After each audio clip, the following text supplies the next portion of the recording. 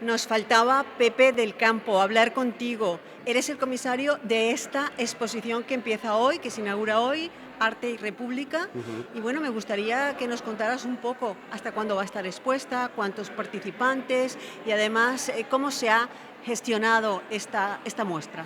Bueno, pues la exposición va a estar hasta el día 21 de abril, viernes, será el último día, y hemos participado 15 artistas, 15 artistas, la mayoría de la Eliana, solamente dos son de fuera de la Eliana, pero yo creía que era interesante que expusiesen con nosotros, por su trabajo, en este caso son Iris Serrano y Leo Serrano, que hacen un trabajo espectacular.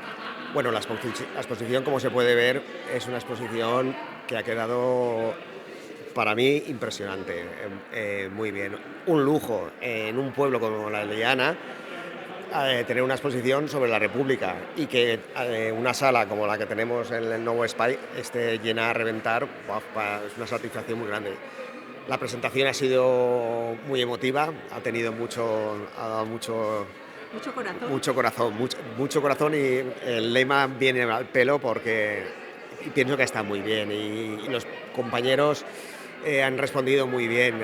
Cuando me encargaron el Concha del SEL me dijo: Pepe, ¿te encargas de organizar la exposición? En un principio dices, bueno, a ver, ¿dónde saco tiempo? Porque siempre vas pillado, pero bueno, dices, claro que sí que me voy a meter en la historia. Y enseguida contacté con la gente y vamos, todos han colaborado desde el primer momento y hemos trabajado muy al unísono y muy a gusto. Ha valido la pena. Pues nada, Pepe del Campo, comisario de esta muestra que es realmente muy bonita, invita a todos los ilianeros a que no dejen de pasar, aunque estemos en Semana Santa. Por supuesto, va a haber una semana un poco ahí rarita, pero bueno, va a estar abierto aquí en el Centro Sociocultural, y que la gente venga, que lo va a disfrutar. De verdad. Muchísimas gracias. A vosotros.